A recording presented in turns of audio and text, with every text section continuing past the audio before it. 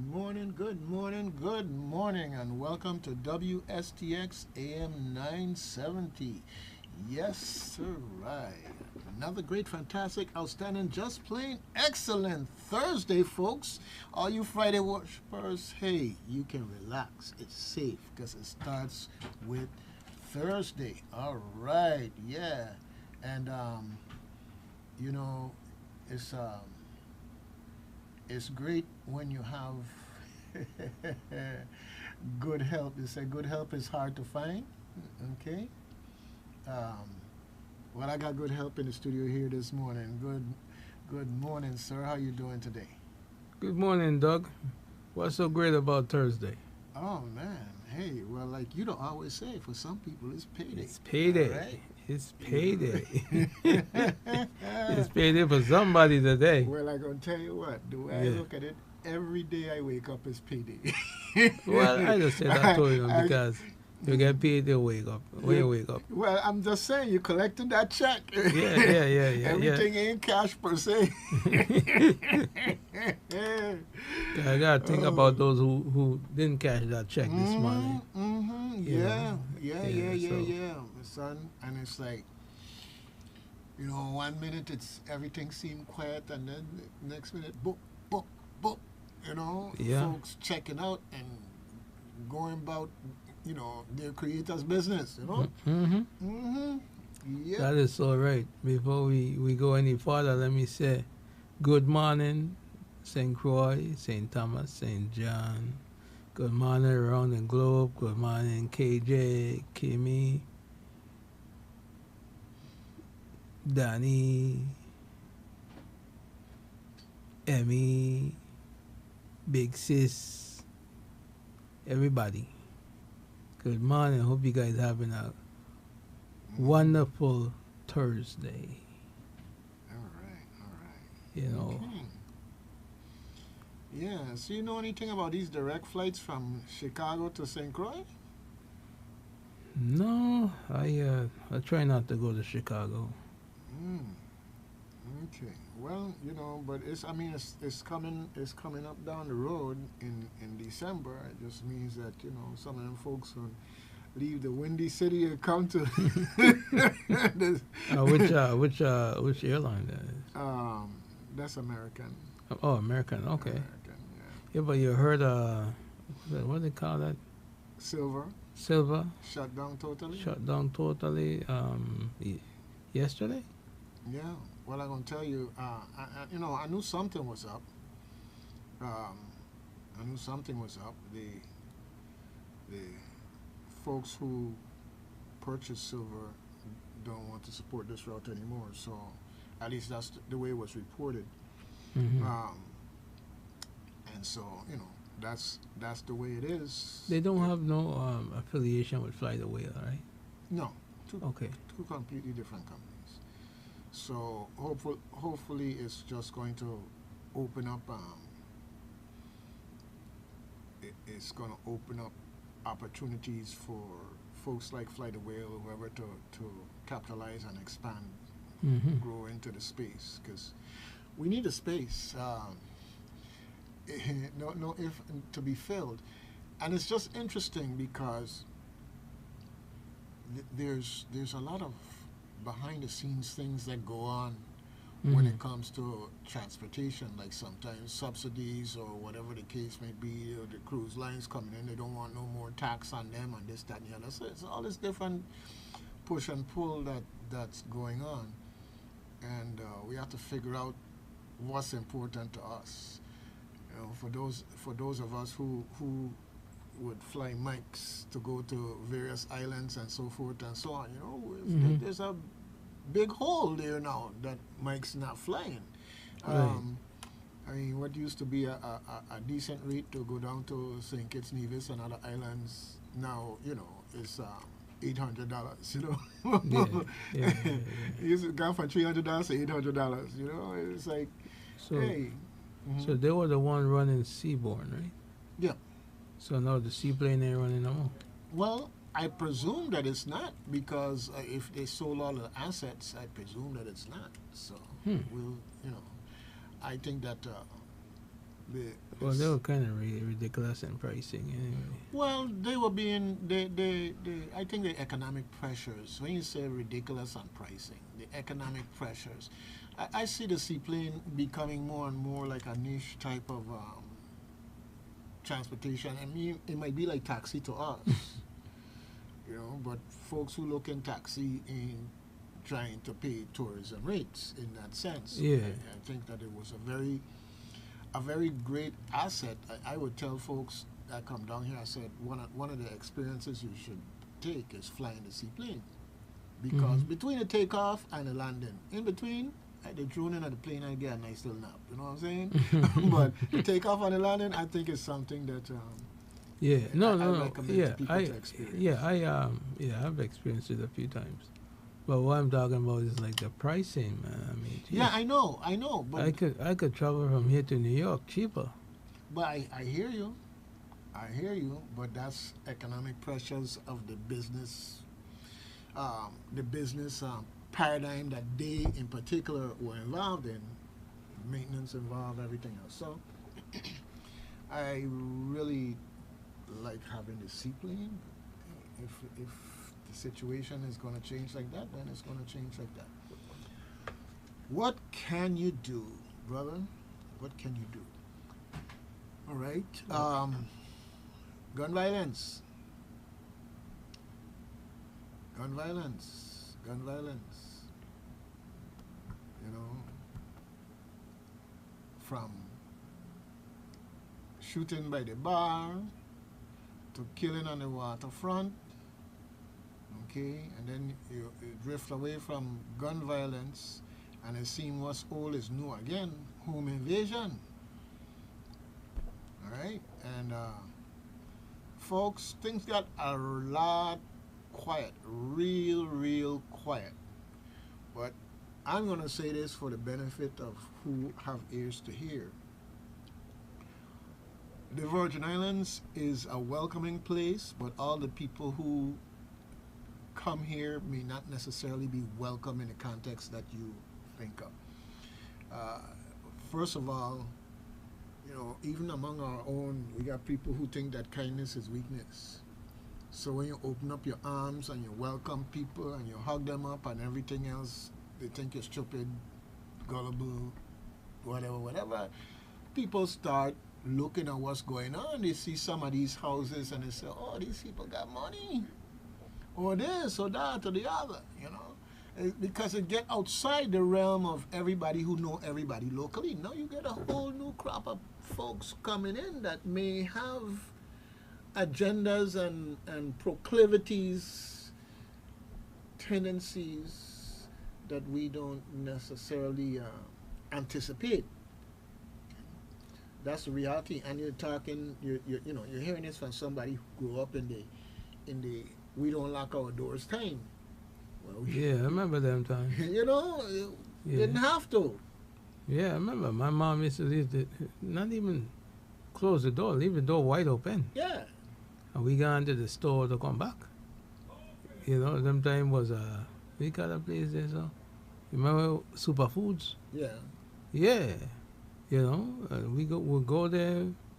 She get her long cart and she pack up her cart and thing. When she done, she grab a taxi and we head back to the house. Mm-hmm. And not one thing move in the house. Yeah. Well, times are changing. Change is the one constant that you can count on. Do Things that have changed. do that then now, no? You wouldn't find you come back and meet the house bare. Well, that and then we buy into certain type of thinking also. We got this no snitch mentality out there. Oh, I minding my business. Well, We get more fancy now with a drink water and mind my business. Well, remember and- they used to say and- snitches get stitches, so. Well, you could say whatever you want, but the bottom line, Gerard, is intimidation. I know. I mean, I see you say it and you smile and everything else, but we have to realize that slavery comes in many forms. That it does. It comes in many forms, and this thing of being silent in the face of adversity. You know, I understand the traditional, you go and say something and somebody said what so and so said. I understand that, but in this day and age, there's sophisticated ways in which to communicate that nobody don't know who communicated. All right. Now, True. one of the things, and I'm talk technology, VPN, virtual private network. You know, on TV, you see them advertising. In particular, NordVPN Yeah, NordVPN. is advertising on TV all the time. Mm-hmm. Well, for the listening public that may not be aware what this does, it basically, in a sense, allows you to make your computer potentially invisible in terms of where it is. Okay, in different ways, it allows you to also get out of some of the junk that people are always pushing at you, spam or whatever else that's based location based and so forth and so on. But another thing it allows you to do is to look well. Another take on it is you could look like you're there in London or you're there in New York or you're there in California. Yeah. All right. So if you can do that, it means that you can share information in a way that nobody could say, I know who did this, I know who said that, so forth and so on. Now, even if it's to put on latex or non-latex gloves, go and get an envelope from some random place, Jerry, okay? Mm-hmm. You know, type up the thing and go wherever and get it print out. You know, to the library and get it print out. So if they're so sophisticated that they could even track the printer and try to find out who buy that printer and who sold that printer, whatever, I mean, that's taking it. If they into all of that, that's like law enforcement, the opposite side of law That's some enforcement. heavy forensic work. For it, serious. But I'm just saying, there's ways to do it. So if you got your latex gloves and you go to the library and you print out your detail, whatever, that don't give any indication who you are, fold it up, stick it in a letter, put a latex in some water and rub it across the the glue and close the letter, you know, put a stamp in it, direct it to the police department or to whoever else, or better yet, do several of them so that it can't accidentally disappear. You know what I'm saying? All of a sudden, and I'm saying this to the public, there's ways to do it. So if you're feeling like you're held hostage, just know that there's ways to emancipate yourself. Not just your mind, okay? But your house and your belongings and your friends and your family, you could emancipate yourself from crime driven agendas that are out there. Okay? And any old how, any new how, any good and welcome how. You know, there's so much that's going on that we just have to just acknowledge the fact that it is going on, Mm-hmm. and do what we've got to do to counter it. Feeling helpless is not the way to go. You know, there's this graphic out there, and I'm gonna get it and show it when on the show. But there's this graphic that basically talks about intimidation. It shows the big fish going after all the little fish. Mm. And then you see the big fish running from all the little fish who has formed themselves as a big fish. You know, there's power in numbers, but you got to understand that Some people. the whole economic power structure that we have out there is based around saying you can't make a difference, and in fact you can. It may mean joining together with others. Yeah, you have to come together. That's Yeah. why. That's why they old, remember the other old saying, divide and conquer. Mm-hmm. Yeah, but if you come together, you can't conquer. Yeah, You know, You gotta do it together. yeah. And So anyhow, let's take a look. Let's take a look at what's going on in the community calendar. Because in a minute here, around 9 o'clock, we're going to be having some folks come in here from the VI Housing Authority. They've got some things going on in our community that they want you to know about. I love their aggressive way of putting out what's going on in the community. yes, sir. There was. I think I heard them on another station the other day. What? If you They did went to know. another station before they come here? Well, Wait till they they don't make come. their wrongs. Wait till they come. They don't make their wrongs. Wait till they come. I'm going to fix them. They make the wrongs. Anyway, before you start, if you or your loved one have considerable hearing or vision loss, the I Can Connect program is for you. Visit icanconnect.org or call 340-692-4267 to inquire. If you need a wheelchair, walker, or cane, call 340-692-4267. If you just got out of the hospital and need one in a pinch, the VIU sales group can facilitate that. We have our durable medical equipment closet where we can loan you a wheelchair walker or cane until your insurance kicks in and get you your medical equipment. Remember, call 340-692-4267. All right, we got a caller on line 2 here. Good morning, WSTX. Yes, good morning, Dougie. I suspect Evelyn is there, and I say that because I'm not listening. You're So not. how things going? You're not listening? You're not but, listening? But you're hearing, though, right? But The you're cat ca- is, they don't say who don't hear does feel. You're hearing, though. Yeah, I'm Okay. not hearing you now. All right. You're saying, So how things? Good morning, sir. Yes, sir, how are you? I'm good. Yeah, you better listen before he turn your own tool on you. You're right.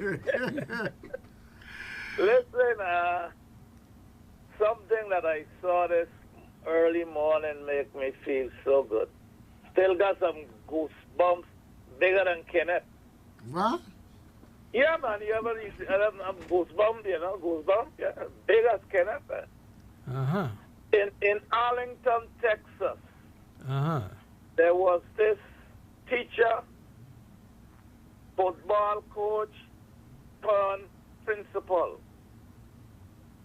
A male, yes. And he, upon the graduation of 435 students, I believe it was, from his high school, he got to find out about all of them personally and wrote them all a personal note in an envelope with $1. I mean, listen, that thing brought so much tears of joy and emotions were filled. I mean, sit down and handwrite 435 notes to each student individually. If that ain't love for your students, then I don't know what is. I mean, I've never thought of anything like that. Right. But it proves that there are still a lot of good people in this world. Yeah. There are Now, some. Yeah. And that's on the good side for the morning. On the bad side, there was a plane crash in India. The flight that was so full that it was overbooked. So I guess those that didn't get on it are glad. But it was full of fuel and full of passengers. And within not too long after it took off, it crashed. And Dougie, I think you know some things about flying. I did some flying myself. But then they're looking at the fact that maybe the flaps did not open and position as they were supposed to give it the lift, extra lift with all its weight. That gravity drag it down to the ground. And all we could do is pray for the repose of the souls of those that have passed. And I believe there's still, of the 242, I think it was, in the plane, there's still 171 in hospitals fighting for their lives. You know, we all get, whether it's in plane, boat, rail, even walking, car, bus, every day. And I could only encourage us to continue to ask for traveling mercies. It's a thing I do, and sometimes I got folks in my car, they ask me what it is I say, and you're talking to yourself. I said, no, I'm talking to God. I'm asking him to take us safely to and fro. But, you know, it's in this day and age with so many things happening, it is just, no, the world, I was going to say a crazy world. No, I got to correct myself. It's not a crazy world at all. A very good, nice world. But some of us, including a fella named Donald, he making sure he make it a bad place for people to live. I cannot understand, never mind overstand, how any man, for every day of his life, could be seeking theatrics and attention so much that he says and does things that defies logic. Now, Doug, you're going after saying this. I don't know what your rank was in the service. My rank, not inactive, but in the state of Georgia National Guard, was Lieutenant Colonel aide-de-camp. And the same way, many military officers are defying what they call no sensible orders from this character, the same I would have done. I mean, it's madness. And the riots or protests, I don't know riots, it's not a riot, it's protests out in L.A., that, you know, we continue to ask the folks protesting, do not fall into Donald Trump's plan. He wanted to go there and mash up stores and loot and this, so he could send in more. I think he got 700 more Marines, after sending in about 5,000 other military personnel. But they don't want to be there. We want the people to understand that they don't want to be there. They know that they are not following the law. No governor or president can send in no war. He can send you into war. He can't send you into a state or a city without a request from a governor. But Donald has a lot of misleaders in the Virgin Islands continue to break every law, local, federal, constitutional, and international laws, because they feel that they are larger than life. Thanks very much, sir. All right, sir.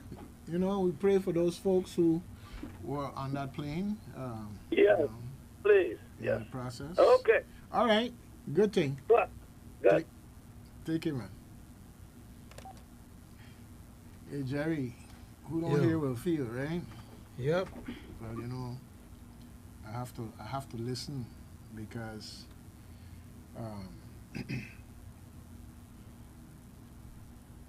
somebody told me I was showing too much chest, so I had to button up a little bit more there. And I said, let me listen and behave. So I even realized I misbehaving. No, anyhow, that's a joke. Anyhow,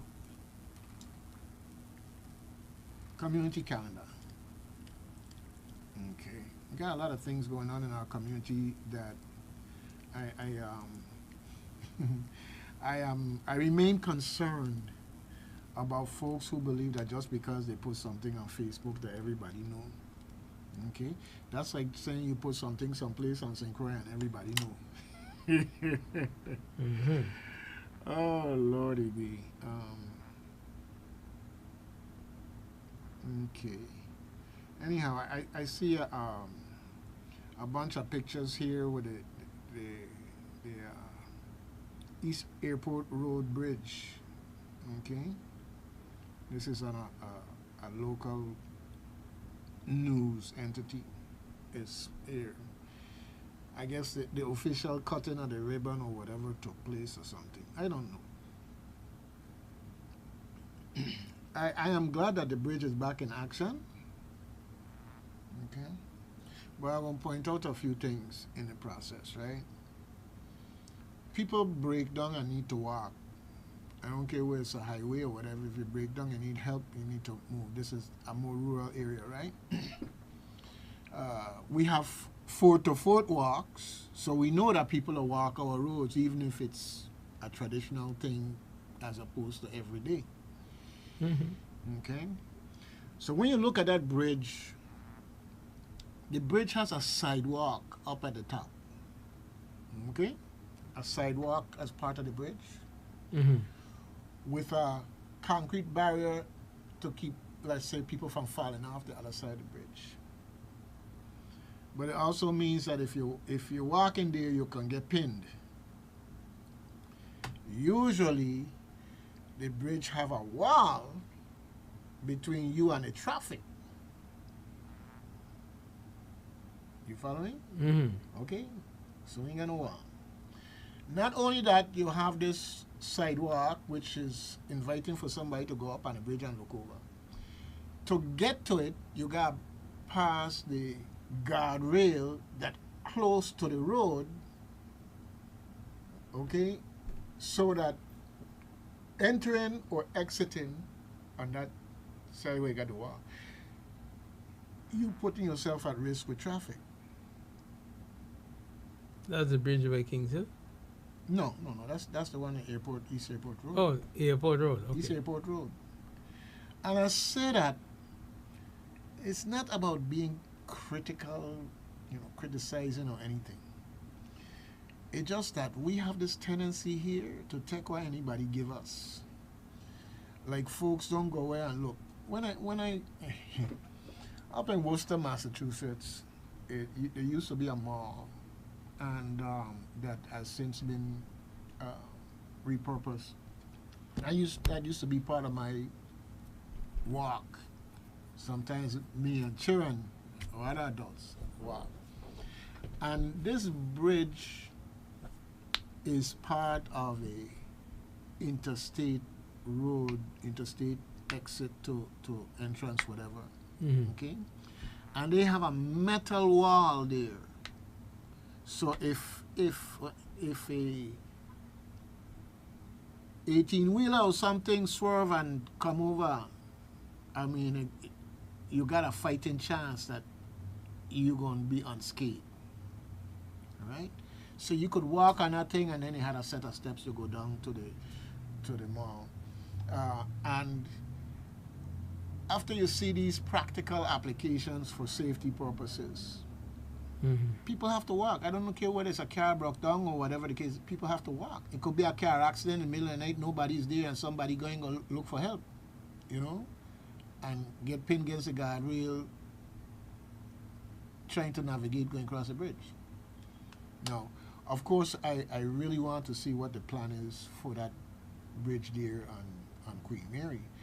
I see I guess this cabling or something. They have the place blocked off for the longest while. They're doing something over there. Yeah, but the bottom line is, you don't put in a temporary bridge where the old bridge is. You put it to the side. So when time comes to build a permanent bridge, there is no having to break it down again, stop traffic again for 2 years to put in a permanent bridge. Anyhow, enough said. It's there in your face. You want to know if some of these people who making these decisions and taking what people handing them to ever travel and go any place else to say anything. Okay?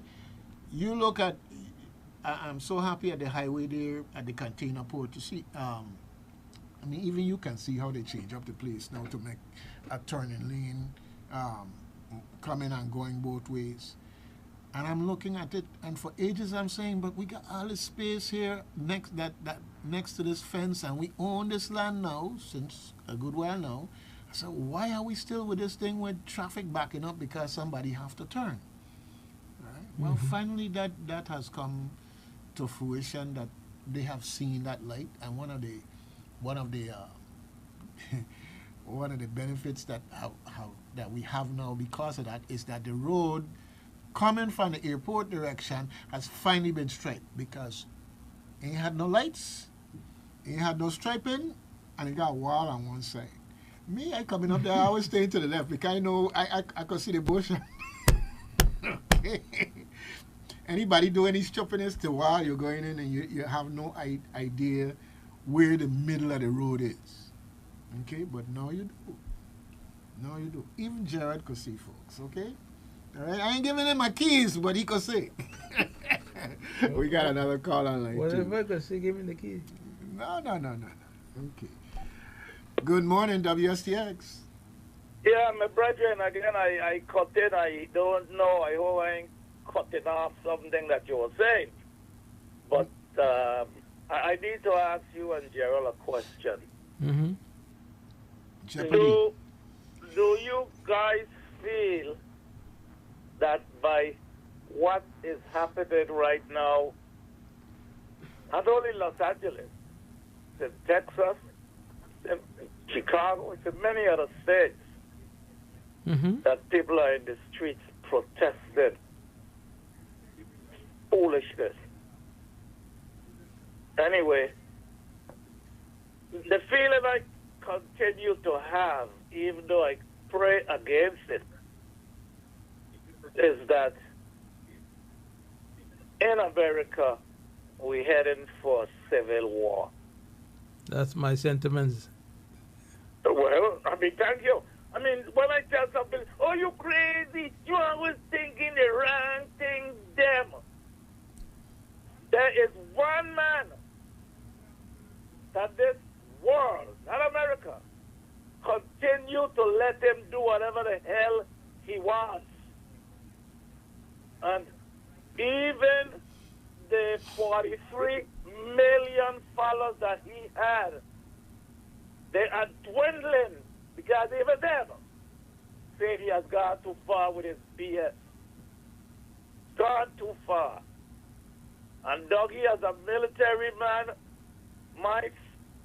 what I am caring the most, because like I mentioned before, 99% of the soldiers out there, be the National Guard or active personnel, don't want to be out there with that stupidness. And talking about civil war, heaven help us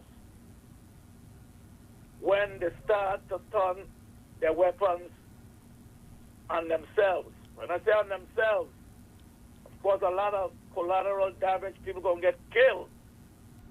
But when the few that are Donaldites,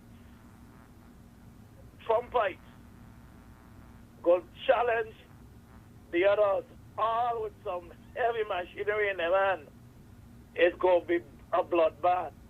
Now, I pray to God, as I say, that it doesn't come to this. Now, a lot of people that don't understand how God works, why he don't stop it? No, he already stopped it.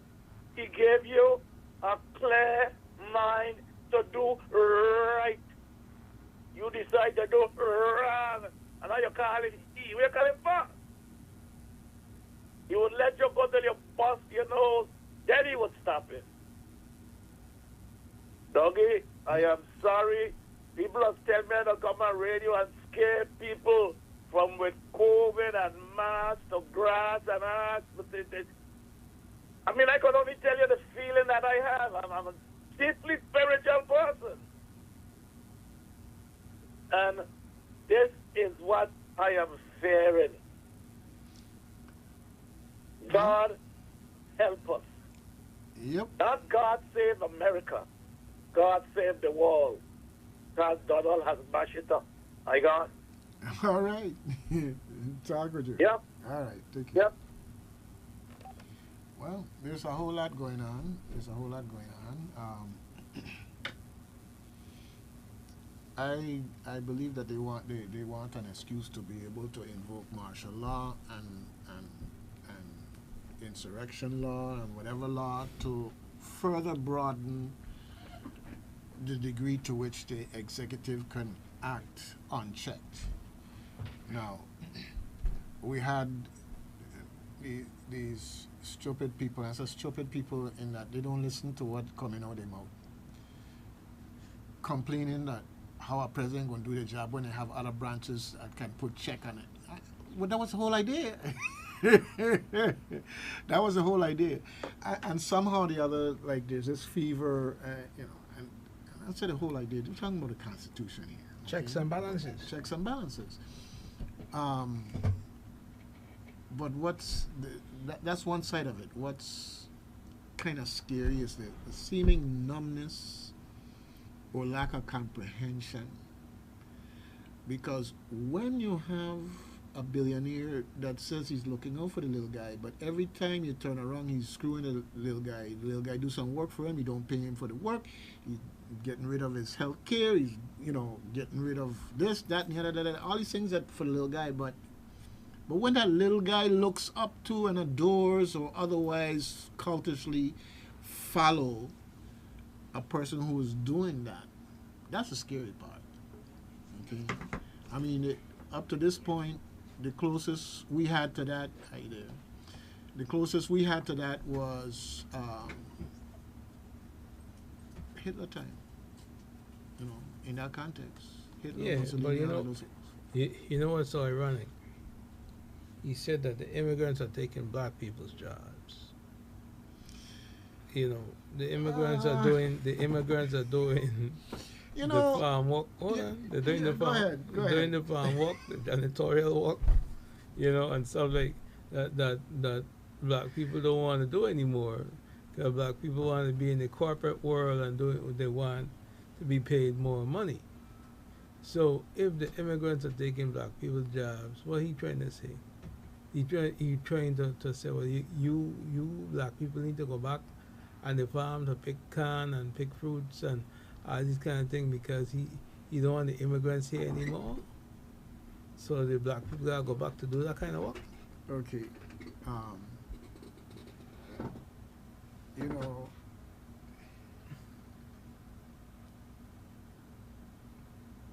There's a quotation from a member of his team.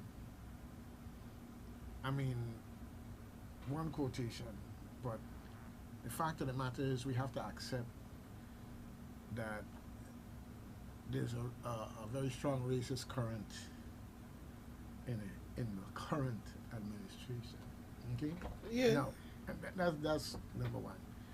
Number two, I look at it different. I hear what you're saying, right? And I understand that from a logical, a unreasonable, logical, alternative, fact-oriented environment.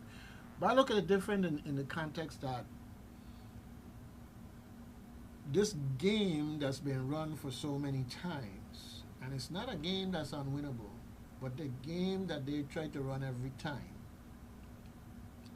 is no different than what was happening when Martin Luther King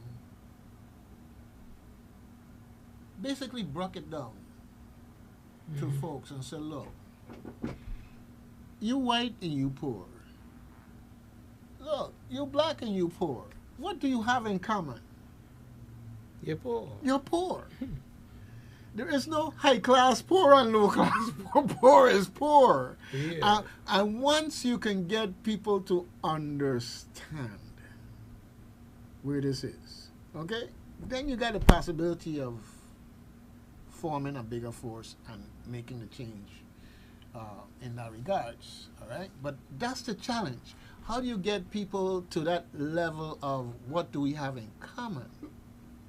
Because right now, you've got people who think that taking away Medicaid is going to adversely impact minorities. Okay? It can impact everybody. Okay?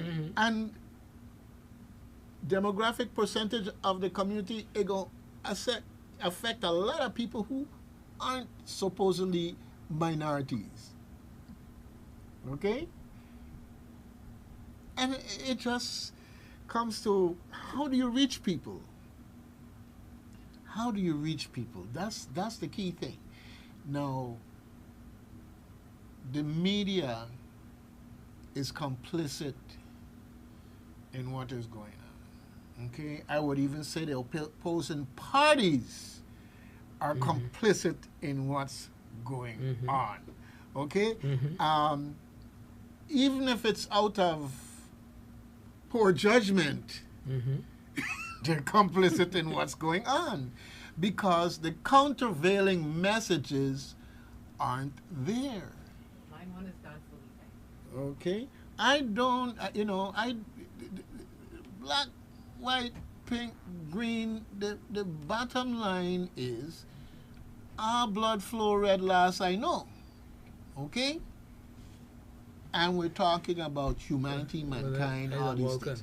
You know, you're Vulcan? Okay, you have different blood? All right, no problem. But seriously though, that's my concern. How do you get people together to recognize what their interests are in common? How to at least move along those lines? I don't It's hard. You know, it's a challenge, but that's the challenge, and it's not something that can't be done. Okay, I listened to that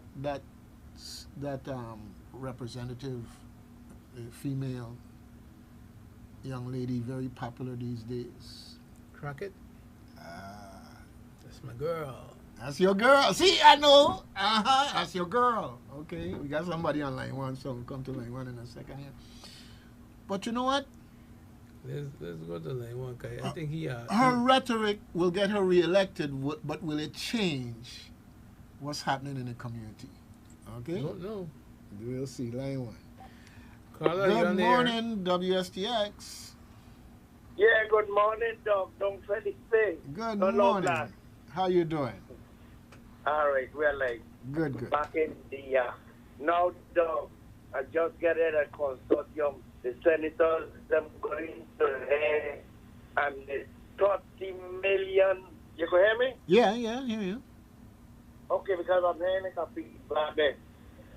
So, now that the senators are going to inquire now that we pay $30 million to build a ballpark in Frederickson. You hear me, Doc? Yeah, right with you. Jesus, man. Somebody got to go to jail, man. 30. When last you passed on, I was just in Frederickson this weekend, guys, and I just shake my head. All right, brother, I will hang up on this thing. You know, Right, but Wait, before you run, the ballpark finish? no. But this the land where it take 40 years. If it take 40 years to build a bypass, or no? Okay, Lord. I'm just saying, and you know, before you run, there's a lot of things that's going on there, like not cost overruns, downscaling, and then deciding to upscale back, and so a lot of money in that context appears to have been wasted. All right, but Okay. but what bothers me the most is what a $30 million stadium Let's see looks what the like. senators are going to do. Yeah, let's see what the senators do. I hope the FDA is listening. All right. All right. Hang up and I will listen. All right, good thing. Yeah, Jared, $30 million. Okay, over 10 years now, we waiting on something to happen. Okay, meaning the ribbon cutting, the opening, the this, the okay, over 10 years. And I would tell you that worst case, a $30 million stadium with much more amenities is built in 4 years or less. Okay, Mhm. that's the part that bothers me. Again, I remember, I remember, we had some people willing to finance a medical school on St. Croix, and a certain governor at the time made a statement to the effect that St. Croix will get a medical school when St. Thomas gets one. Okay? Now, I know that to start up the St. Croix, St. Thomas thing or whatever, if you want to go there, who want to go there, go there. I ain't going there with you. Having been around, I remember I was accosted by a St. Thomas senator when I was in Senate because of things that I did for the hospital in St. Croix, that they felt that I was wrong to put emphasis on St. Croix. Okay? That senator, I had to put them in a place. I said, well, you accosting me. Do you know that your St. Thomas senator was there trying to take money out of your budget to do their entertainment things going on that had no long-term benefit to the community? So don't come to me with no stupidness. All right? Now, the joke of it is it's a small wall, okay? Because the legal shenanigans that unfolded was such that these people have no credibility to be talking to me. But I look at St. Croix and how long it take for some of the lights to come on the highway, okay? And I look at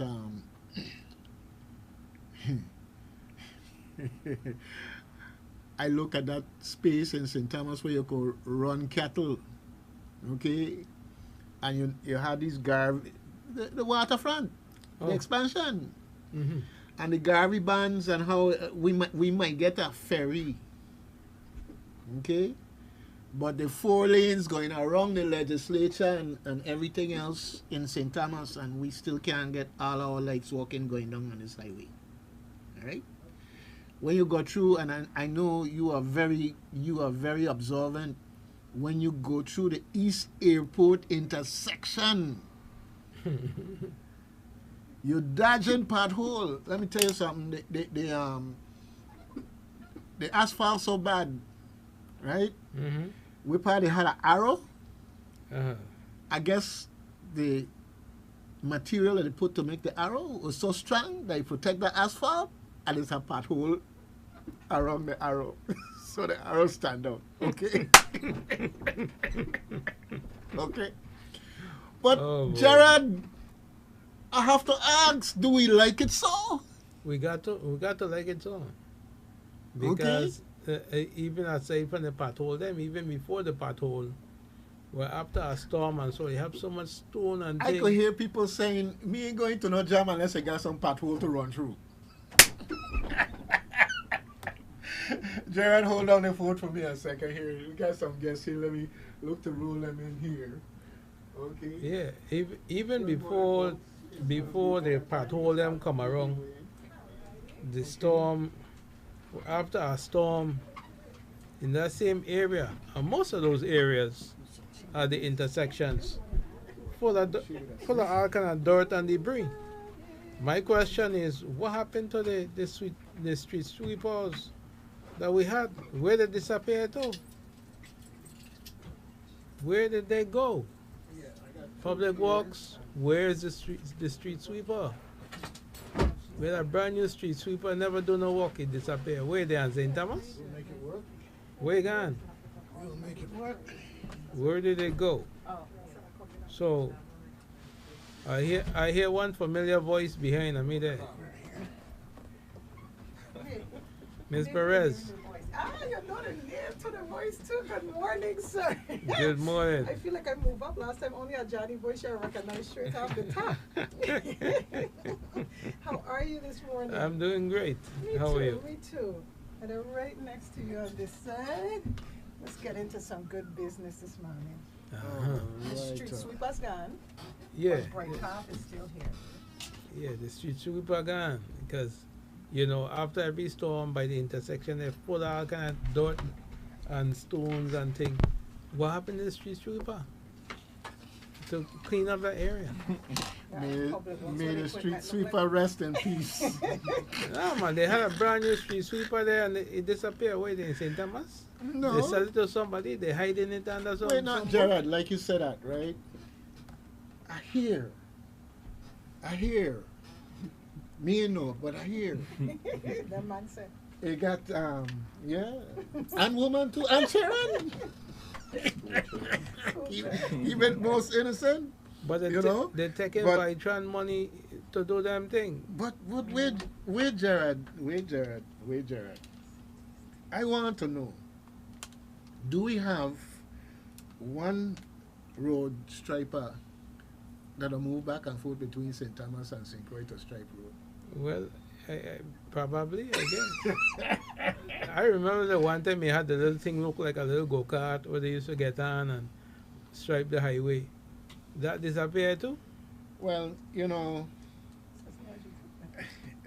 who gonna do the investigation? That's the whole thing. You know, we need a team of people who don't just investigate. You know, the problem is they only want to do it for the melody thing. They like the sweet melody thing, then, but they got enough thing going on around here. We need an investigative team. Yeah. Because but it needs to be a community-driven thing. Yeah, because I'm going to say this and then we'll get to our guests. Yes, most definitely. You know, Vitron gets $28 per paratransit rider from the federal government. Okay? It gets $8 for the fixed route rider. Okay?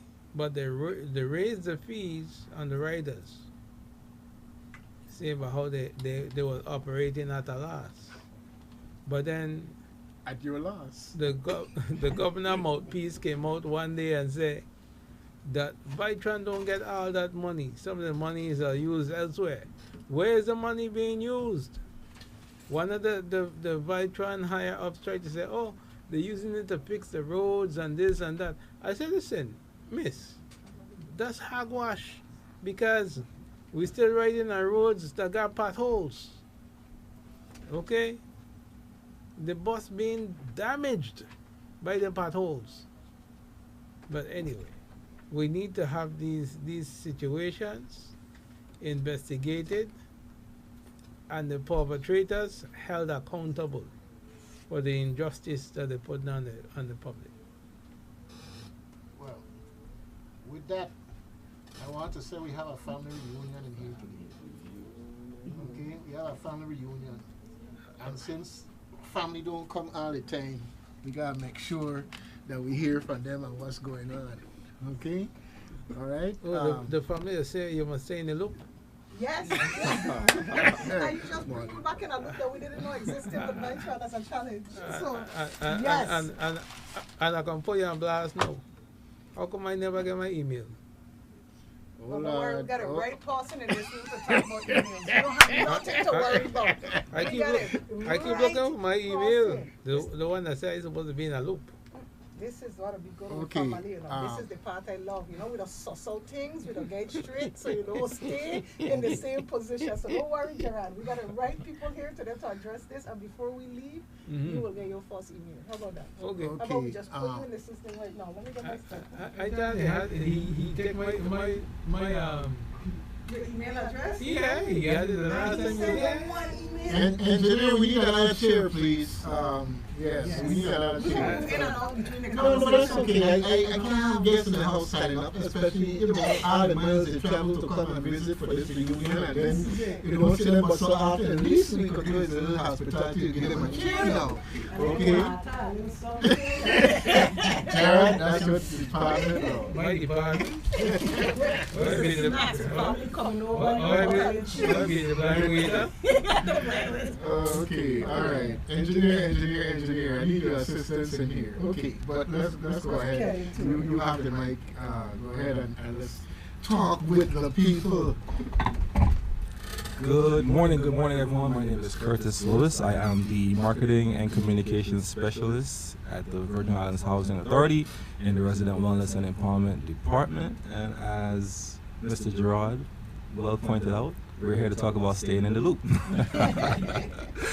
And last time we were here, yes, we did mention staying in the loop and why it was important for not only residents of the Virgin Islands Housing Authority to stay in the loop with us, but everyone in the community, our stakeholders, our partners, everyone who wants to partner with the Virgin Islands Housing Authority, and why it's important to stay in the loop with us to get access to information, for resources, initiatives, and things of that nature, right? There's a lot of great things happening at the Virgin Islands Housing Authority, and that's why we're here this morning with this wonderful family reunion. We got some guests in the building to talk about all the great things that we got going on. This weekend we have a Wellness Day event happening at the Marley Homes and Additions, and we're opening a wellness center called the BP Wellness Center, and that's going to be happening this Saturday from 8 o'clock to 12, and we're excited to talk about what that's going to entail. Also, we want to make sure that not only are our residents and stakeholders staying in the loop, but we also want to raise engagement as well. It's not just about having the contact information. It's not about just having the information. It's also about what we do with this information. Mm-hmm. So when we talk about the resident councils, when we talk about family self-sufficiency, when we talk about housing choice voucher, when we talk about all these different initiatives and programs that are going on, we also want the residents to know that we want you to be engaged as well. Like, what is your role in this loop? Right? When you're in the loop, how do you get engaged? How do you stay involved? How do you make sure that you take advantage of the initiatives and the programs and everything that we have going on for you and accessing to you, right? So that's a little bit of what we're here to talk about this morning. Give you some contact information of who you could get in touch with to stay in the loop, from our coordinators to our director here over, in the Virgin Islands Housing Authority, Ms. Emanuela Perez Cassius. So I'm going to let her tell you a little bit more of why it's important to stay in the loop and how it could increase that engagement from our residents and stakeholders. Good morning, Virgin Islands. Good morning, Doug. Good morning, Gerard, mi familia. How are you this morning? Of course, we are back here again. We promised the first time we came, Doug, that we would always come back, and we are keeping our promise. We're going to do better with the emails, though. All right. But this is like segue serious. This is how we get into the why we stay in the loop, because we would have never known that Gerard had been misplaced in the loop as we was sending our information around without us coming back here again. And that's the same thing with our community. We don't want our partners to think that we are not still with them. And if you have not heard from us, or if you have not been able to work with us, then please, you hear our voice, we're still alive, give us a call, because we are open still for partnership, and we're continuing to build our partnership loops. The last time we were here, we talked a little bit about some of the funding we had received to do those focus area type of activities to support wellness inside of our communities, right? And we had talked about the blessings that we got from the Congresswoman's office to open up 2 mental health centers in the territory and 2 academic centers in the territory. And this Saturday, we are launching our very first BP Wellness Center with our partner, Greater Changes. And hey, this is why we're here this morning, to talk. And so that we want to share with the community a little bit about how we became a partner, the type of work we anticipate doing together, and what this Saturday is going to look like as we work together to make sure that the Marley Homes and all of the surrounding communities come out and start to improve their wellness in both mental and physical, and the strategic move and approach we're going to use to ensure that we catch as many people as we can, because that's one of the things that I feel helps us to stand out from others. That's good. Just speak. Engineer, Mm-hmm. I got an extension cable, but okay. So let me hear. Slide by while you're on. Hopefully the community can hear us clearly. And so we're going to dive a little bit into it this morning. And let's share with them how we became partners and why this partnership is so important to the community. Absolutely. Good morning, everybody. My name is Tariq McMillan. I'm one of the co-founders of Greater Changes. Happy to be here, especially in partnership with Viha. We are going to do some... 1 second. Forgive me for interrupting our guest here, but I want to make sure that they're comfortable. I'm loving Okay. this hospitality. It feels so good out there at WSTX. So we are happy to be here in partnership with Viha. We're doing some amazing work. The Bright Pot Wellness Center, I think, is going to be something that transforms, revolutionizes the way we view holistic care in a territory. I think what's really different about it is bringing the service directly to the community. I'm not just saying, hey community, we're bringing this and we're telling you what to do. The thing about June 14th, about having the launch and the wellness center and having everybody out there is a chance for us to speak and ask, what is it that you want to see in your community? What does wellness look like to you? Because that might look like I get to do yoga at 5 o'clock on a Thursday. Or it might look like I want to do some other movement class, or I want to go and do my physical screen, and I want to go and talk with somebody about how I could seek skills to get higher employment. Whatever wellness looks like to you, we want to have that conversation, so it's not us telling you what wellness is. And it's also an opportunity. This was built on a needs assessment, right, Tariq? So long before you were born, back in 2020, we at the Virginia Housing Authority launched community needs assessments. Mm-hmm. And we did these community needs assessments to gather exactly that. What is it your community needs to be well as a collective, not individual household, which we do household assessments also, but that community assessment. And Marley Holmes, they were the ones that said, we need more opportunities for us to be able to have access to mental health challenges, right? Because there were people in the needs assessment that said, my family is demonstrating mental health challenges and I don't know where to go, I don't have any supports for that. So the needs assessments is what brought you to us. That's what made us say, let's go apply for this money and let's see what we could do. When we got the money, God blessed us with your birth, and now you're here with us. Yeah, and I think a huge step in where healthcare goes in the Virgin Islands. I'm happy to be a part of it. Yes. When I think about the journey to getting here, it's been quite some time and some effort, but is one of these things where like patience and perseverance just like it makes it worth it. It makes it worth it. The one thing I will say that is also incredible is very often in healthcare, in any industry in a territory, we tend to work in silos. This isn't that with Viha. And Viha and Greater Changes. It's who can do the work, who wants to come in, who values align with what the mission actually is. Let's get together to do the work. So if you hear my voice, hearing our voices, and you haven't gotten an email or Shade of it all. but that's on me. That's on me and my team because we didn't reach out a whole lot. I think I saw email run around my office. I guess from my boss. So Via, you said. Yes. Yes. So I think you guys are reaching out to your community partners. We are. Absolutely. And for everything and anything that we can get. So right? I will be there tomorrow, though. Excellent. Saturday. Don't come tomorrow. I mean Saturday. Yes. I think in a day ahead. Yeah. And I need y'all to let me know if y'all get any retaliation. Okay? I'm going to tell you why I said that, okay? Because I just love how you guys are coming here and update what's going on. Number one.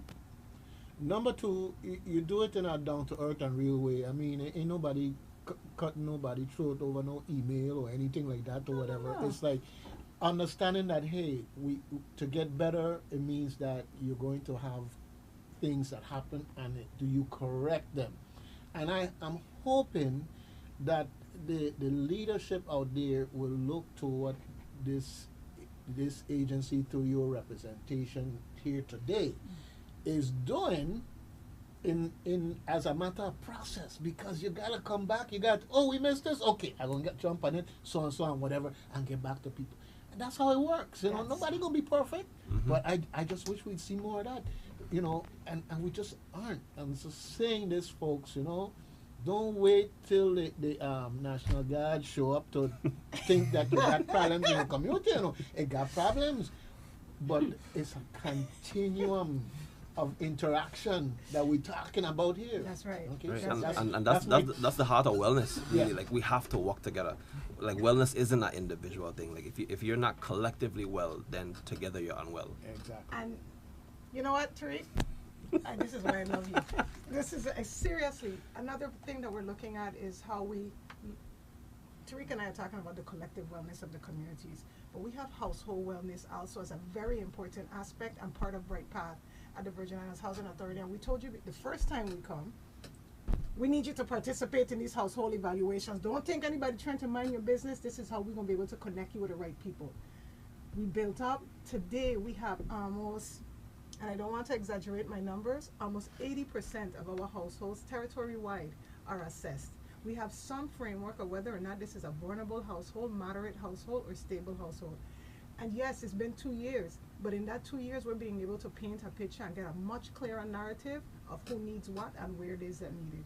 And we're going into our 4th year, and in that 4th year, we go back to the beginning again. We go back to those needs assessments of the community, and we build on what information we've captured in the household. And one of the things we know is that more people still need programs in place to increase their economic mobility. And one of our base programs, we've got 2 base programs that increase economic mobility, but one of our base programs is the Family Self-Sufficiency Program. That program has went through a shift in leadership, and we were able to fill that position back because it's so important to us. And now we have Ms. Linnell Brady on the team with us. And Linnell Brady is part of the foundation of VHAG because she started with the Virgin Islands Housing Authority, and this is a full circle moment for both the authority and for the position and the program. So I'm going to give Ms. Brady an opportunity. Ms. Brady, welcome to the Virgin Islands. Welcome back. You are a Virgin Islander. What should have said is welcome to Gallows Bay. Oh, yeah. West Girl is in Gallows Bay. Yes. Good morning, everyone. Good morning. It's awesome to be here. It's exciting for me. It's exciting to be back. It's exciting to be back to where I started from. And it does feel like a full circle. So I am the Family Self-Sufficiency Coordinator. And so the Family Self-Sufficiency is a HUD-funded program that aims to help either public housing, housing choice voucher, project-based families become self-sufficient, whether it's through home ownership, higher education, financial stability, whatever. We have goals. Well, they make goals. This is how the program works. So interested applicants come, show their interest. They set goals. It's a 5-year program. So within that 5 years, they set goals that they want to achieve. The highlight of the program is the monies that they're paying in rent goes into an escrow. So this escrow is an interest-bearing escrow account for them that is saved over the years that it takes them to reach their goal. My duty is to assist them in reaching to these goals. So I have this big grand idea that everyone should be homeowners or at least be prepared for home ownership. So during this 5-year term or less, as long as it takes them, they will be coached in becoming a homeowner, what you need, your credit needs to be good. So budgeting, so we do budgeting. If it's education, we help them get the financial aid that they need. And that's basically what the program is about, helping our participants to become self-sufficient and getting to a point where they have goals, they set goals, and they meet their goals. And then the reward is this big escrow account at the end of the term. Another part of what you do though, Ms. Brady, is around that coaching aspect to get to your goals, right? Like it's one thing for people to set goals. It's another thing for somebody to have a shoulder to lean on and a direct contact to go to get to my goals. That person is like, hey babe, I see you last month, but how you doing and getting toward that degree? And that's You're really going to an be hearing important from me part. about that. Let's talk I'm to them going about to how you be do I'm that. going to be on your back about that. I want you to succeed. I'm going to look at your goals, make sure, hey, where are you? What are we doing? You've fallen back. I am here to motivate you, help motivate you, get you where you need to be. So, And where do we meet them?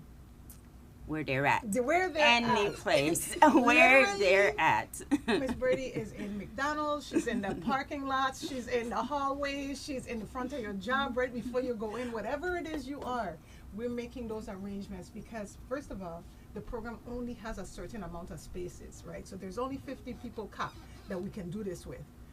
But the good news is somebody's always graduating. It's a moving loop just like us. And that's why we always telling you to stay in the loop because these loops are constantly moving. And FSS is one of those. So we're always taking new applications, but we're also always graduating participants with escrow monies that we hope they take and build their own wealth by purchasing homes with. All right, fantastic, fantastic. You know, as a community, this is how you grow. To me, this is how you grow. Okay, by nurturing, paying attention, talking and communicating, and the coaching thing. One of the challenges is folks to have problems and sometimes they keep quiet about it. You know, it's good to know. No. That ain't the way we do it wrong here. We don't talk about it. It's our business, but we don't talk about it and make sure you get where you need to go. That's Yeah. right. That's Now, right. so let me understand this now. I will get money decades ago, and then he was born, and, Not decades ago. No, What happened was nah, you know, I'm just joking. we anticipated the birth, and so we planned for the birth. You know, people that put money on the side, and so but our planning looked like an application for a grant. You know, we couldn't save our pennies, so it was like, let me go beg somebody who will give us a big amount. Well, And that's what we did because it was a strategy that was really manifested in the people of the communities who said, our children need after school help. You know, the Bovoni community in St. Thomas, in their needs assessment, over 80% of the people live in Bovoni, and Bovoni is one of our greatest communities. When I say greatest size, our children need something to do after school. They need help with their homework. They need help. And so we are diligently trying to secure these type of, and our RFP for the St. Thomas district is coming back out. We have it set, sealed, and stamped in the St. Croix district, and our big up Caribbean Centers for Boys and Girls because they answered the call for the academic center, and we'll be launching that in the Candido housing community. For the people who don't know where Candido is, Frisenburg, everybody know now. well, you know, there's certain things that just make sense / don't make sense, right? We have libraries, but you get out of school 3:00. If you manage to get a fast taxi bus, you might get it by 3:30, 3:45. So leave you an hour and a half to do your research, get your homework done, and then figure out how you're gonna get home because ain't no transportation like that. And we have these communities, and we have these community centers. We just have to figure out how we gonna have them staffed in a way that you could know that the computer is going to be available, and if they have a problem with the computer, somebody's there that can help them as well as to do the tutoring or whatever the case may be. We got these clusters just waiting to say, hey, this is where the action is, you know. And anyhow. But that's why you gotta put the right people in there, Doug. People train in this and that. Youth development is not something everybody could do. Mental health work is not something everybody could do. And I'm always having these intense discussions with my community when they say, VHA used to give us, they used to come in and do this, and the person who walk here used to do it, but these people ain't trained in that field. So of course I could do something in action, but the impact is not going to hit the same from the person who has been trained and systematically understand how the mind works. I could go and do 100 coloring papers, but Tariq could look at the colors and say, that kid's using a lot of red. We should look into that. And that's where expertise comes in, right, Tariq? Absolutely. And I think it's also where like humility comes in, right? Because there's a tendency for organizations and larger agencies to come in and think that we're all just the expert. The thing I love about this program is we're going into communities and asking those type of questions, like what time do you actually get out of work? I went to, forget the agency now, and I started talking to somebody about the wellness center, And I said, yeah, we're going to be open in Mali. And she said, Mali? You sure? And I said, yeah, you live in Mali? Yeah. And she was excited. And she said, but when are you going to be open? Because my job ends at 5. We've just collected data. We can't end things at 5. Now we're staggering hours. We're having conversations to know when are children in that community so they could actually be a part of the programming.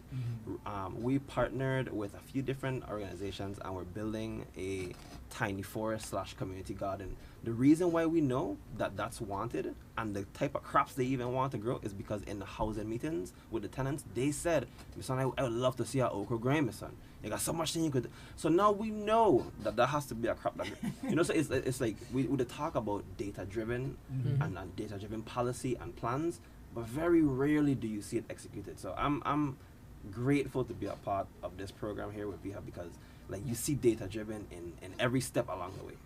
Okay, I got 2 questions. Only 2? Well, this go wrong.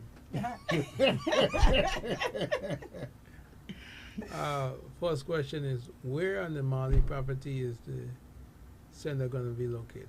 So what used to be the old Head Start building, Down to the bottom? down to the bottom. Okay. We've been in there all week, setting up tables and chairs. The part that I'm most excited about, top 2 parts, is the community garden, as well as the workforce development centers that we have within the center. Right. You're able to come in there, build resumes, do interviews, look at jobs, do get whatever skills you want.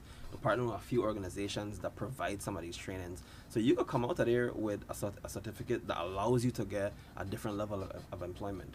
Cool. You know, so short answer, old Head Start building, we're gonna do some amazing things in there. Right. Second of all, the present occupant of the White House is making a lot of cuts. Is any of those cuts going to affect you guys? So that's a VIHA question that I'll take the first half of.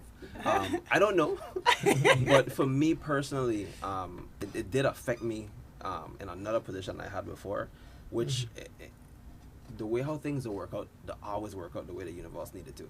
Because had I been in the position and not been affected by the job cut, I wouldn't be able to dedicate 100% of my effort and time to doing this. So it's just the way how it rolls out. But I'll let VIHA deal with that.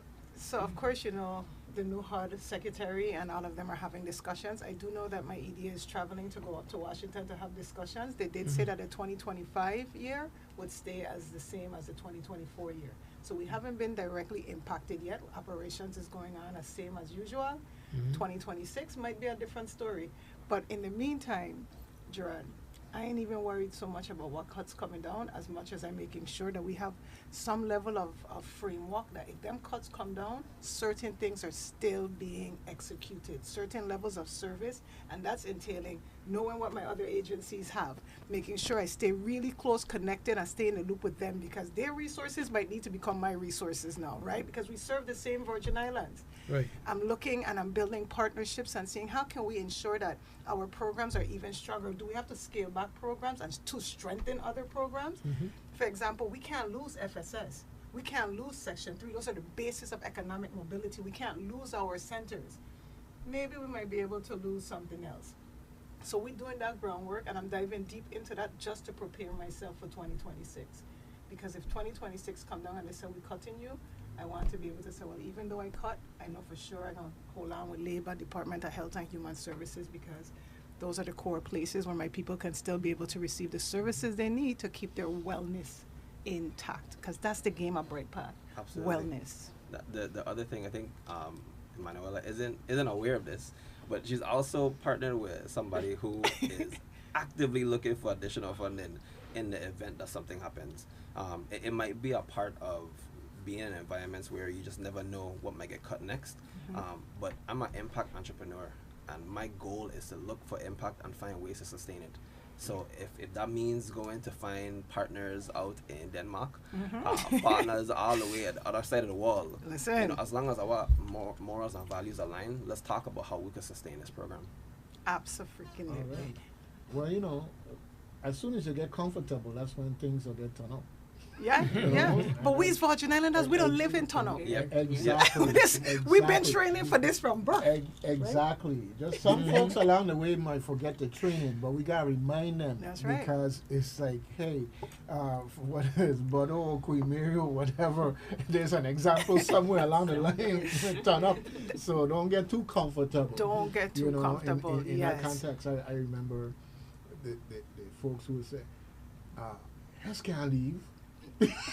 Remember that one? I remember. Oh, yeah. I remember when they taught businesses couldn't do this, and I have to say taught because that's what that is. That's not a thought. That's a taught. Right?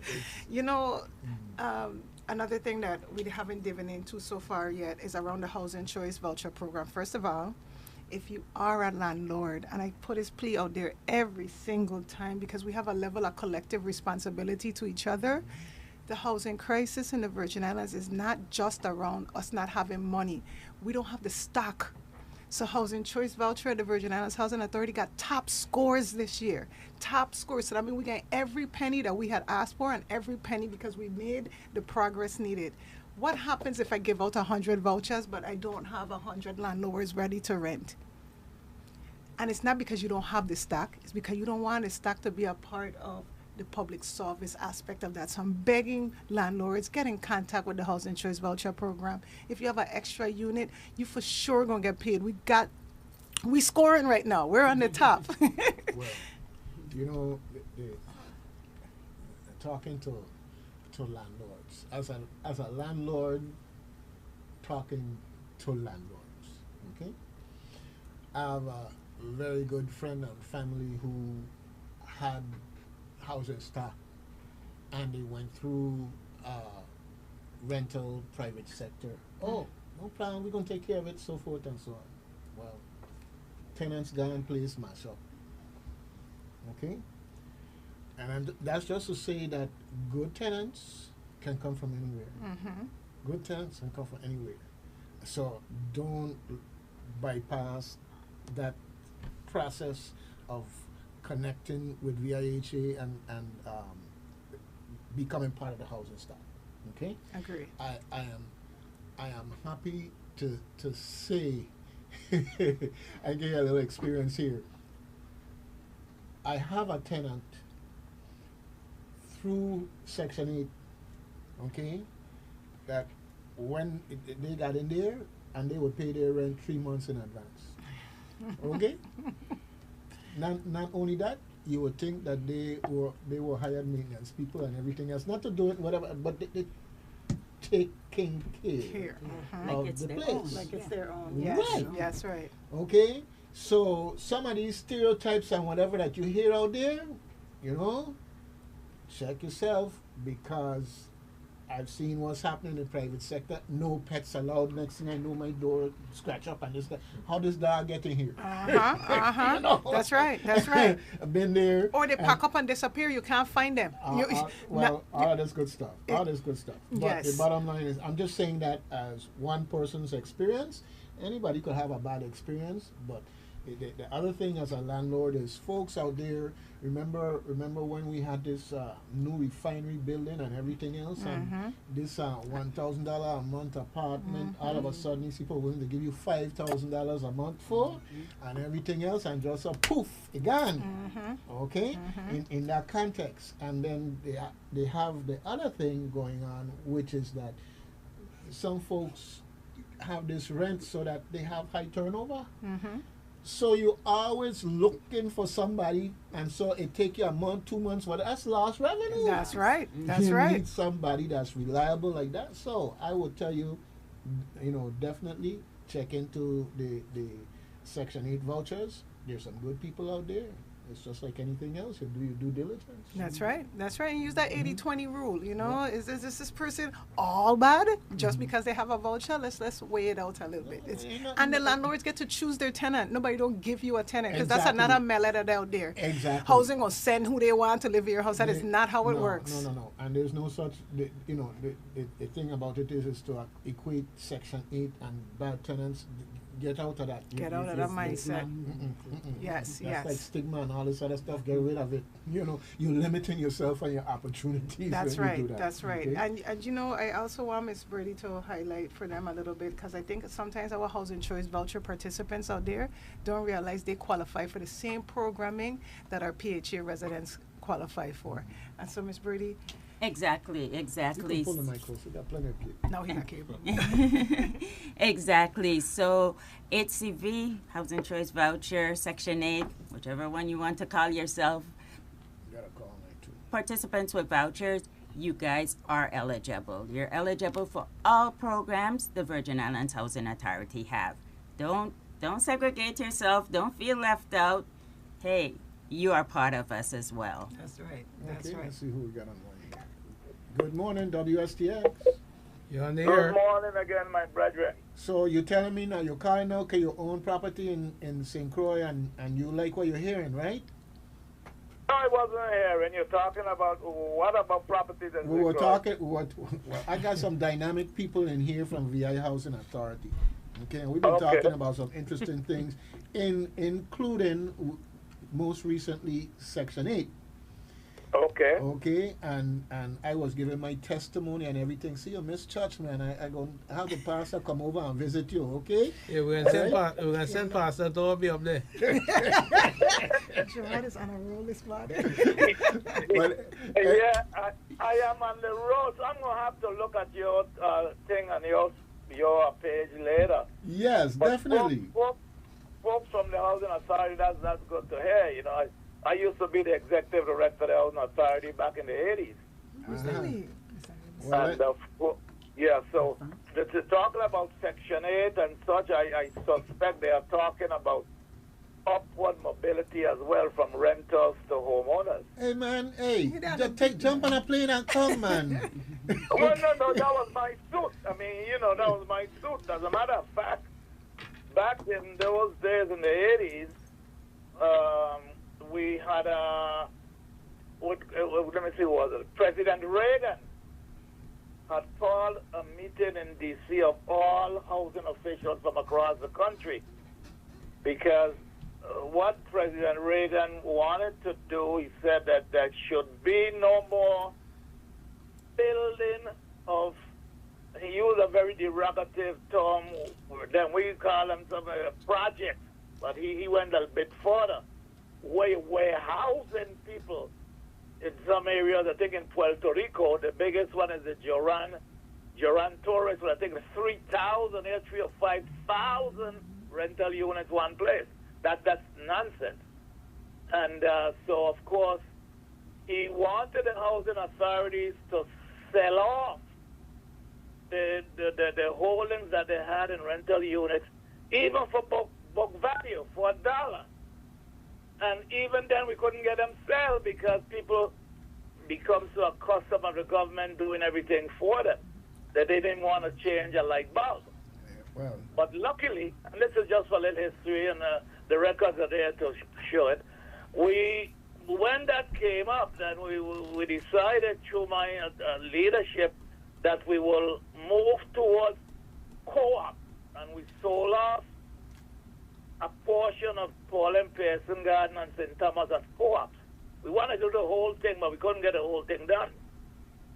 And thanks to people like Senator Chucky Hansen, who had the same thinking as myself and Jess two-time Molina, that then we need to concentrate on building what we call PAD, PAD, Planned Area Development, where you'll have a little of everything in there, mom and pop store, a small fire station, small EMT, this and that, clinic, and of course, some rental units, some for elderly, some for veterans, but then we decided to go not to any more walk-ups, like 3 and 4 stories, as we have in Bavonia and about. So it would be just maybe a 2-rise, the most, and some duplexes, but concentrated more, and like I said, the upward mobility from renters to homeowners. Well, with that, I tell you, you must look at the stream for this, okay? So you could get Oh, yeah. the full scoop, and so we could add you to the list of people staying in the loop. Regardless of where you Well, are, staying in the loop. You know, once it comes to it's two things with me. My training, for the most part, is in power production, generation, transmission, distribution onto the water, and with housing.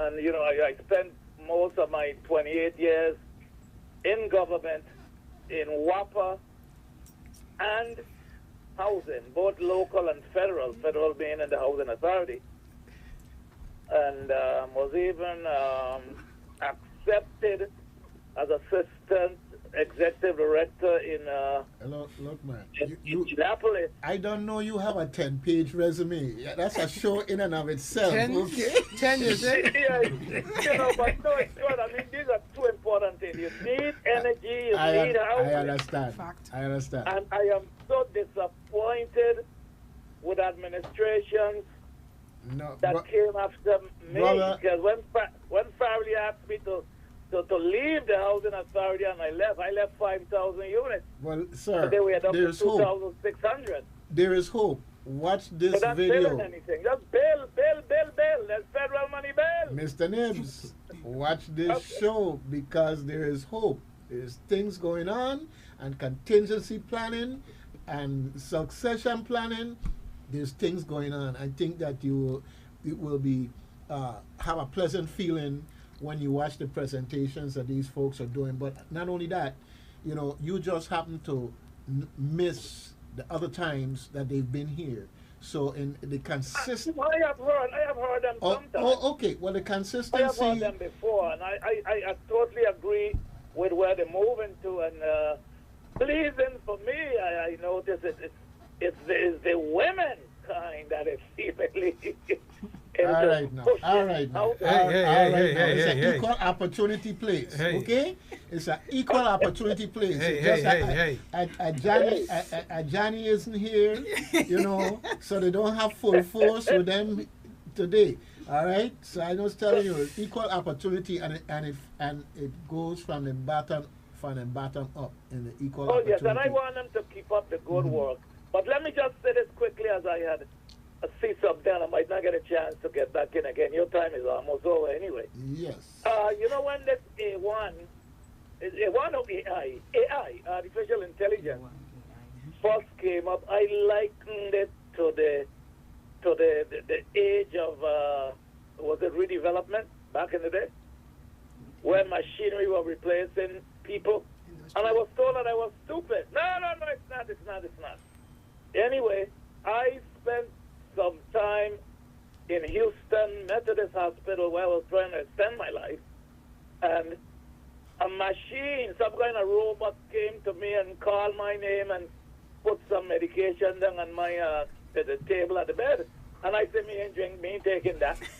He said, no, but this is the way a robot didn't know how to do the other. Oh, not for I and I. Hey, Mr. Nibs. Anyhow, I gonna make sure. Mr. Nibs, what kind of phone you got? You got iPhone? Yes, I got iPhone. Well, you got AI in your phone, you know. I know, but me studied What it. you going frightening the man for? Okay? But anyhow, I gonna make No, sure. but let me tell you, let me finish quick. Someone sent me something where there was this wall, and this lady was saying she's going to use AI to get through the wall. And I say, I wish her well, because I have witnessed people that were high on LSD and thought they could fly Anyhow, until they bust the body in thunder and the pavement below. anyhow, I gonna make sure. Go ahead with it. I gonna make sure in all humor, right? I gonna make sure that next time VI Housing is here, okay, that we have the grills going. They gonna bring the steaks, and you gonna bring the A1. But Dougie, give Yes. them my name, rank, and serial number. I'm not begging. I don't But speak. I'm I don't saying speak I for done you. Contractual work. I don't speak for you. I rely on your expertise in that level, okay? I am looking for $30 million contract. Oh, okay. All right, Mr. Well, Nick. you better ask the current occupant of the White House. Okay. Anyhow. See you all and keep up the good work. All right. Great talking with you. Have a good day. All right. Take care. All right. You know, I appreciate about Mr. Nibs. Mr. Nibs loves to bring history and make it a perspective of our current state, right? And he does a really good job of linking ideas that was formulated from long. Because, you know, my grandmother used to say, ain't got nothing new underneath the sun. Every time I hear Mr. Nibs talk, I'll be like, oh, so they tried this already. Oh, they tried this already. But sometimes it takes the right person to lift the load to carry it, right? It's not that it's something new. No wine before it's time. Divine time, exactly. And I also want to add education to his list of things that is important for people to have. He said energy and housing is the basis, but energy, housing, and education is the basis. And I'm not just talking about like a formal education, I'm talking about the work we're doing. We get out there and educating people on all of the options they have in this world by first having them look at themselves, do that evaluation. What does your current status look like? What would financial wellness look like in your house? What would vocational wellness look like? What would mental health wellness look like? Then we build from there. So I just wanted to make sure that, one, we honor Mr. Nibs, who's always calling in to give us that historical perspective, but we also understand that you can have all the energy and housing in the world that you want. Wellness comes from a level of education and understanding what's surrounding you, so I know what options I have to get what I need. Absolutely. I want to jump in. I want to jump in real quick and say one thing, especially on the historical aspect of it. One of the beautiful things about this program is being able to just change that narrative about what people are, who people are who live in public housing. And I want to be as candid and as open as I can be with this while still remaining gentle.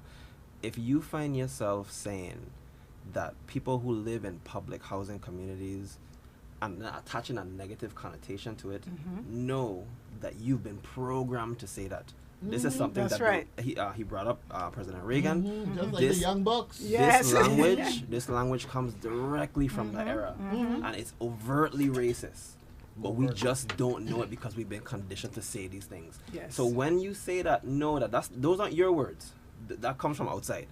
And we're going to make sure that when we do these things, we tell the stories of people's lives, because it's not no one is evil who lives in public housing.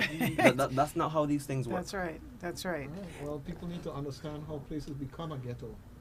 So- And you know, the fact of the matter is, you know, Robin Hood is looked at and revered. So, you know, neighborhood can be also. It's just a matter of perspective and practical education. As you said, a type of education is important, because people think education is about going to school. It's practical education. This is why you see people out there who don't have a formal education become millionaires. That's right. You have to open your mind.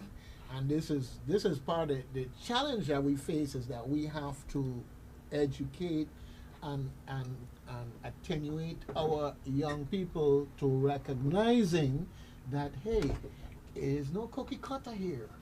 That's right. Okay? One of the challenges we face here now is that we went through this phase. We went through this phase where everybody was supposed to go to college. And if you didn't go to college, you was nobody. That's right. That was Melvin Evans' Now we baby. come full circle back to realizing, I hope they're realizing, what's his name? The Dirty Jobs guy? You know, to realizing that, wait a minute, they got Wapaman out there, what I hear in the States, that making more money than people who are burdened with $200,000 That's right. student loan debt. Okay? We have, you know, electronics technicians are making more. And the bottom line is that we were programmed, as you said, into this kind of thinking. And we suffer from it here, and we have to dig our way out. This is why we have community centers that come 5 o'clock shut down. Okay, this is where we're coming from. This is, I not talk. You go to community centers and they have all kind of bars and the door shut. You know, it's like we gotta have everything for children and community to learn, but we gotta keep it from them at the same time. It's like It's crazy. it don't make any sense. I got a question. And okay, I come in. That's number 3. I'm gonna charge you. But anyhow, You need to charge that one that just called because he don't make his two. He don't make his 2 cars already. The third one's supposed to be 99 cents a minute. Yeah, but and of course, you know, libraries can be a great place, but we have to rethink libraries, for instance, in the time frame that when they're available and who needs them, and then we live in an environment where we look down on people who don't have a car. And as Gerard could tell you, we'd have played a game on getting the federal money, but we're not consistent and committed to public transportation. All right? And so I'm saying these things not to throw stones, but to tell people, look, we have to change our mindset. We have to change our mindset. When I went to Denmark and I saw all them thousands of bicycles park up there by the train station and moving off when the people come, whether they're coming or going or whatever the case may be, and you better watch when you cross the road because bicycle got right away, and you better wait till that light change to say you're going across the road. I mean, you know, I had to get accustomed to it. I nearly get run over a couple of times. Do that here now, they run you over But go with ahead, a bike. Jared, your question. Okay, y'all mentioned the center and vocational training and stuff like that. Now, say I'm a kid that lives in the Mali housing, and I have macular degeneration. You know, I don't know if you guys remember, but I'm blind. The kid is visually impaired or blind and going to school and stuff like that. You guys gonna have a facility or something like that to assist that kid in some sort of training? Sure. If you're talking about the way we provide that level of service for the parents, the first thing we do is ensure that they're registered in all of the right partnerships, right? That's around. So the Virgin Islands Disability Council has been great partners with us, and we have been working diligently to try to make sure that at least everyone is registered so that they have their information. We know this person exists. That's the first thing. So if they need help, they're able to get that support. We also provide the parents with as much information as we can and as much support as we can to ensure that that child gets all of the resources they need to live as independently as possible in place. And when we're doing these type of activities, like what's happening on Saturday, if there's a known interest from that family, I want my son to be able to come down and participate. I want, we can't just go and assume that they want to come because that's an outdoor area. Then we'll provide whatever supports we can, our best, to ensure that that person gets down. The good thing about the evaluation, like I told you, is that we have a good idea of what household needs. Right. And because our coordinator stays so connected with some of these households, I don't know Gerard don't come out on Saturdays in the sun because he like that, right? Or I know Gerard would love this. So let me make sure I call him and find out what he needs to be able to come. Gerard, the other day, we needed real help with a resident that needed a wheelchair. And they was having all type of challenges around trying to maneuver the system of getting this wheelchair to be able to support their child. That partnership with Virgin Islands Disability Rights, one phone call, they made their phone calls to the connection, they made their phone calls, and by the end of the week, everything trickled back, and we were able to get that type of support. That's our best attempt right now at supporting those type of individuals. We try to make it as personable as possible, and we try to connect as many resources to them as possible. So you're telling me that you got one of our wheelchairs? I ain't gonna give it back. I know I want it back.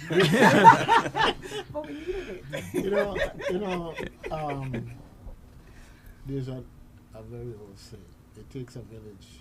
It sounds like I hear about a village operating well oiled and No, we billing.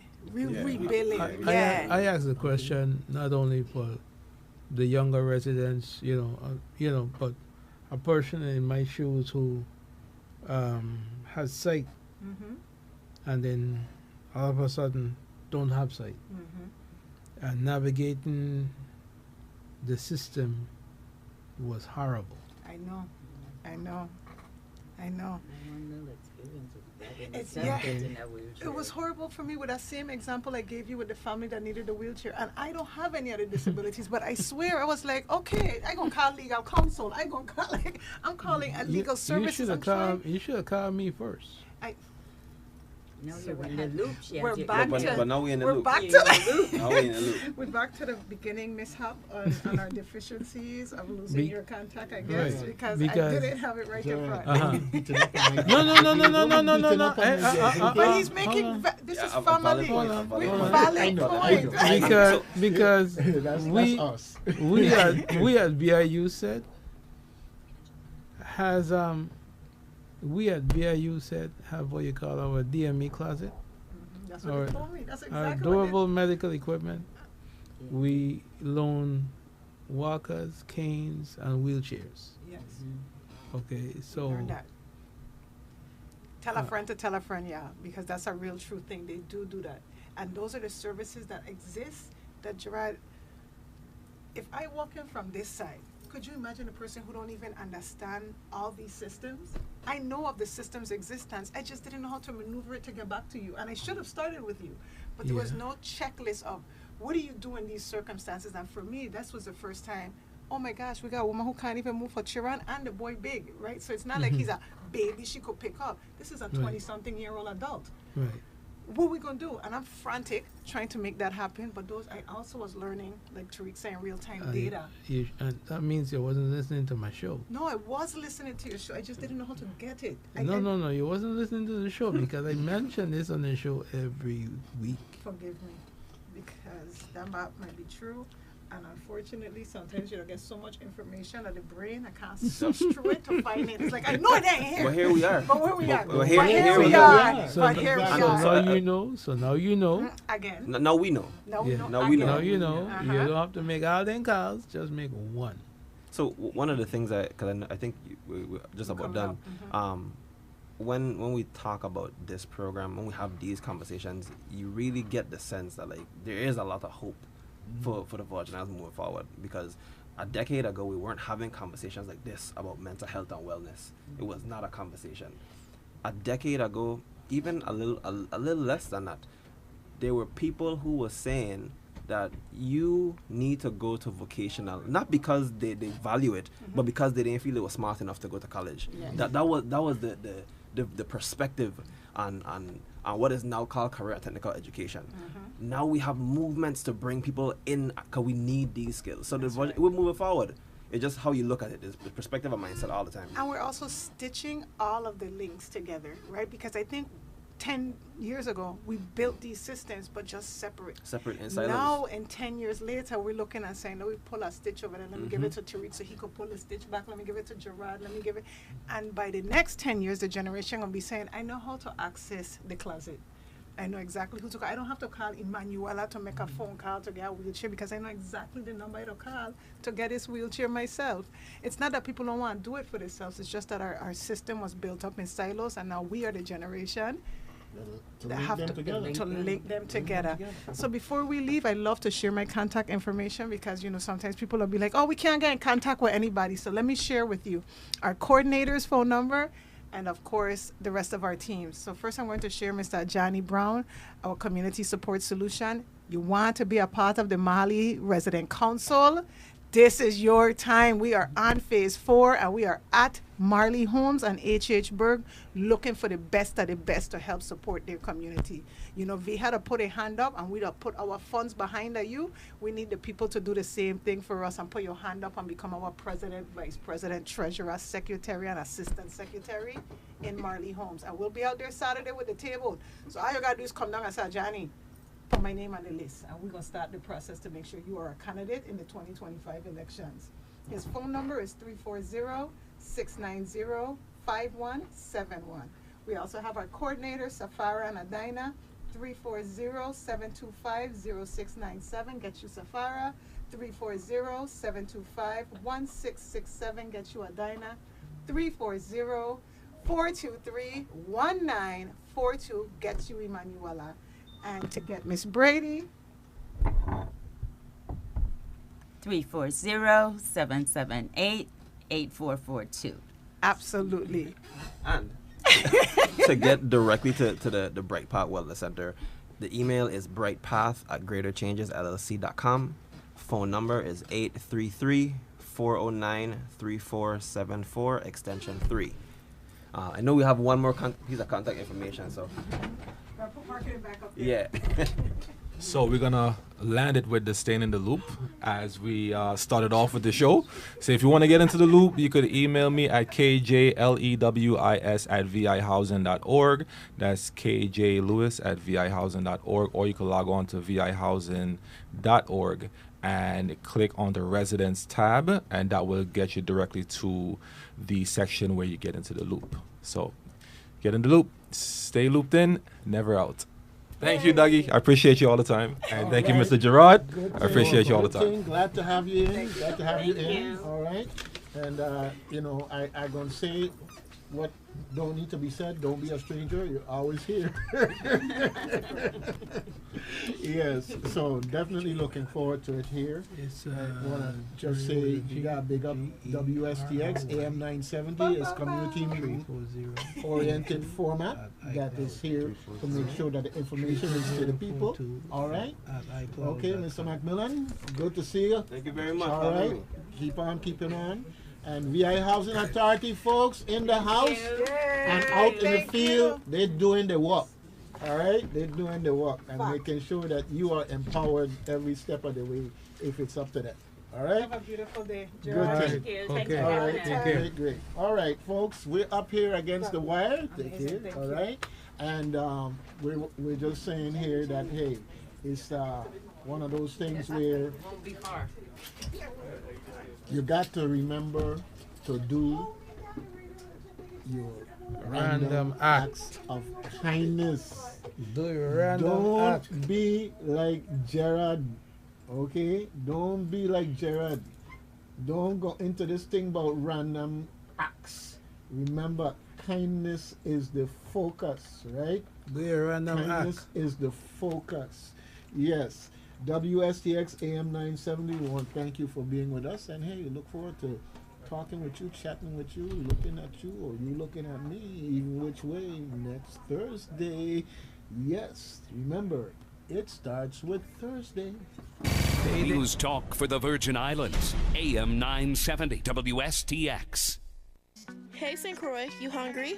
Then don't miss the big food sale happening Saturday, June 14th at the Vegetable Market in Christiansted. For